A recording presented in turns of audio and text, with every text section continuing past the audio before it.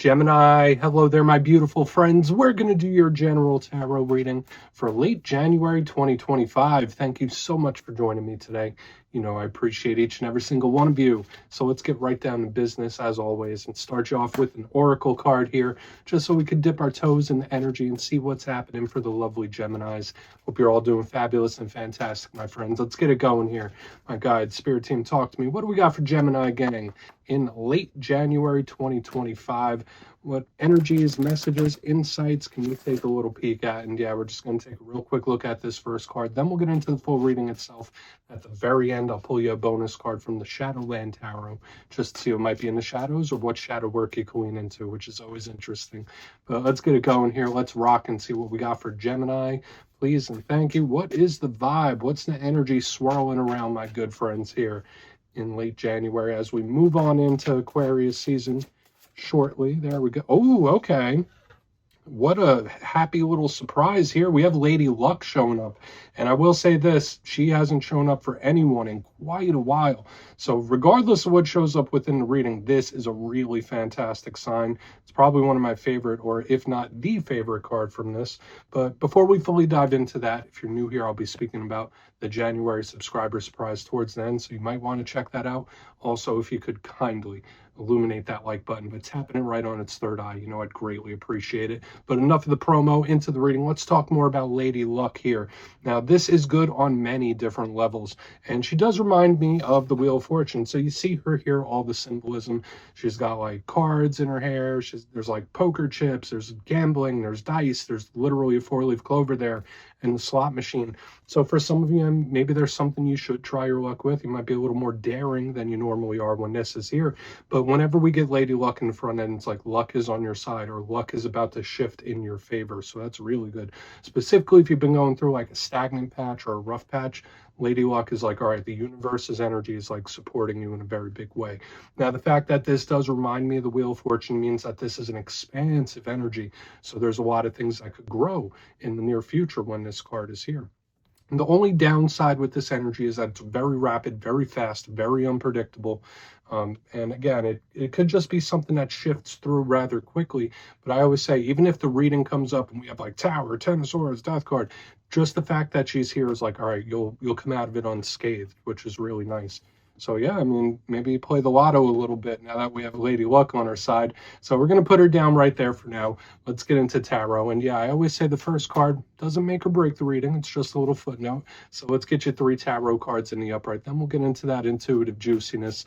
Shuffle it up one time here for Gemini gang. What's happening? And yeah, while we get this deck shuffled up and ready to go, let's talk about last week's reading. And I know I just mentioned with this first card, the universal energy. That was all over the place last week. The reading was titled A Massive Omen. So for a lot of you, if you are sensitive to energies, or you always get number signs and synchronicities and interesting dreams and stuff like that, to me it felt like Spirit was trying to send you a message. So hopefully, if they have been, hopefully you've gotten the message, the guidance, whether it's trying to direct you to or away from something. That was kind of the vibe I was picking up, and that could bleed over for a couple weeks. But we're going to see what shows up for you this week. As you know, energy is very fluid, never set in stone. So only take this how it hits for you, because we could be seeing your vibe or somebody else's, right? Let's get it going. 3 cards here for Gemini, please. Let's get it out here. See what the energy is like for my good friends. What do we got for Gemini? Thank you. All right, 4 cups. Lots of thinking there. Lots of thinking. Lots of considering with the 4 cups. And it doesn't necessarily have to be rough. I feel like this is more of a neutral card. So we're going to see what else shows up for you. Let's get a couple more cards out. That's definitely somebody up in the cerebral. Okay, we have the World. Okay, different chapters, very karmic. Makes a lot of sense, especially since I was speaking about the Wheel of Fortune. This card is also very similar to the wheel. Let's get one more out. What do we have for the Geminis? Okay.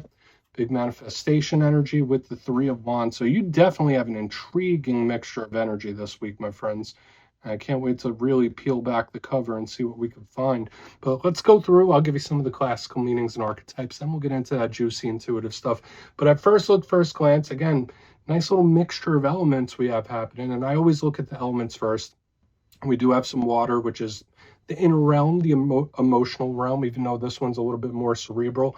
We do have fire here on the back end, which that's the realm of action and energy and passion, which can be nice. and we have the world. Very, very powerful archetypes when this card comes through. Okay, so it's tapped into that universal energy that we were already discussing. Could speak about changes and different cycles and stuff like that. So there's a lot of detailed energy that we're probably going to pull from this week's reading. So let's go through piece by piece and really start to build it out. Position number one, we have the Four of Cups. And you know me, I always like to give you the full picture, the positives of a card, the challenges of a card. And we see this individual, they're sitting under a tree, and it looks like they're just thinking, they're just daydreaming. They got the three cups in front of them. They don't see that cup that the universe is offering them. So sometimes, worst case scenario, this could be missed opportunities or feeling like you missed an opportunity for something. We're not going to fully go that route just yet. To me, I always say this is like thinking, daydreaming, fantasizing. So like you might be up in your mind a little more than you normally are when this card is here. This could be great for creativity or any sort of creative pursuit, but it's just, especially if there's a very particular situation or something you're dealing with where it's like, it's on my mind, I can't get it off my mind. Now, this card can show up sometimes when someone has you on the mind or when you have someone else on the mind. The big challenge with this card, though, is that sometimes it can feel stagnant, or it does seem a little stagnant, or there could be certain situations where you're not too happy with it. It's like, I'm not raging mad, but I'm not super happy. It's like kind of neutral. So we'll see what's up with this when we clarify it, because that could tell us how the energy is going to start moving, because it does not stay stagnant permanently. I could most definitely tell you that, because moving into the center, we have a very, very powerful card in the world. Now, this is one of the deeper cards in the whole entire deck. Powerful major arcana. It's the last of the major arcana. So sometimes this can represent endings, the close of a chapter, the close of a cycle, and we'll have to look into this deeper for sure. But I always say it's not like the Ten of Swords. It's not an ending like the Ten of Swords. It's like, all right, we're going to close one chapter, open up the next. So for a lot of Geminis, there could be certain chapters you're stepping into a new one, closing an old one out. That could definitely be the case when this card is here. Now, aside from that, it can represent various conclusions or things coming to a head when this card is in the mix. It's cyclical, so it's karmic. It's very similar to the Wheel of Fortune, where it's like, all right, we're beginning, ending. There's like a journey, and sometimes this card, in its frustrating aspect, could represent things that are looping back around, returning, revisiting. So we'll want to look at this further for sure. But it's just super, super powerful. Now, another thing I will say about the world, it can represent the world itself. So for a lot of Geminis, you might have your eyes on a lot of world events, or what's going on in the world today could be affecting you in a pretty big way. Now, on the back end, we do have the Three of Wands. There's a lot of potential with this card. And we see this individual, they're in a holding pattern. It seems like they're waiting. It seems like not much is happening. But notice that ship is coming in. This is a huge card of manifesting. So like attracting things to you, not chasing them down, but pulling them in. This is a really good card for that. So just know there's a lot of things you could attract to you in this time with this card. Now, in the positive sense, it tells us like something's almost here. Something you might be waiting on is almost here. It's imminent. It's like, all right, it's coming. It's coming, Gemini. You best believe it. But a challenge with this card, the person's waiting. Doesn't seem to be doing much, right? So we have this Four of Cups. Doesn't seem to be doing much. Three of Wands on the back end. Doesn't seem to be doing much. We just have all this powerful universal energy behind the scenes. So that's like a vibe I'm picking up here. There might be a lot of stuff building underneath the surface, even if on the face of it or in the material world, it looks like there's not. So we'll definitely want to see. I mean, there's some strategy connected to this card as well, but I want to dive deeper on all of it, Gemini. Let's jump in and clarify. Okay, let's get a good shuffle here for my Gemini friends. What is going on, please? And yes, this is where I go intuitive with the message, which means I just tell you how it feels to me. So feel free to do further research or rely on your base knowledge of tarot, because as you know, every single reading is about the reader's interpretation, and I'm just giving you mine. Let's go in on that Four of Cups. And yes, if you're a reader yourself, please feel free to play along. That's why the box is here. If you're feeling any messages you want to give to Gemini, you can drop it in the comments. I don't mind at all. All right, Four of Cups time. What's happening? What is going on? The Four of Cups. Yep. Oh, okay. Was not expecting this little guy to pop out. We got the Page of Swords, my friend. So a little side note about this Page of Swords. It is a card that could represent you. So the message can be very simple before I even get into what I'm intuitively feeling, because that's air sign energy, whether you're connected to an air sign. It's like, yeah, like either you're up in your mind thinking about something, you might be thinking about reaching out to someone as well. It's like, should we just talk about this? That's a big vibe with that. But the Page of Swords is what? The Watcher of the Tarot deck. I'm sure if you watch me, you know that.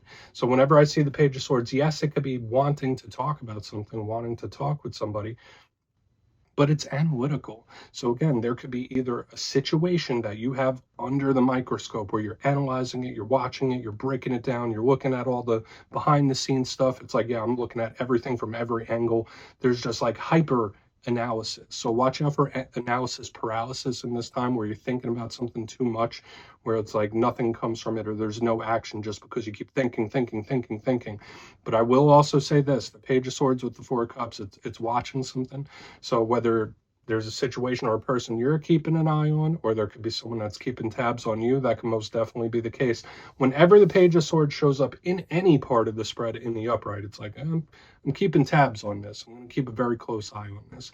So, I mean, the least message I could give about that, if there's not someone watching you or you watching them, is there might just be a situation where it's like, all right, keep an eye on it, but don't dwell on it. That's a vibe I'm picking up as well. It's like, yeah, keep it in your awareness, keep an eye on it, but don't make that your sole focus. Let's keep moving. I feel like I don't need to overcomplicate it. It is what it is. We'll talk about it more during the recap, but there's just like so much analyzing here. Let's go in.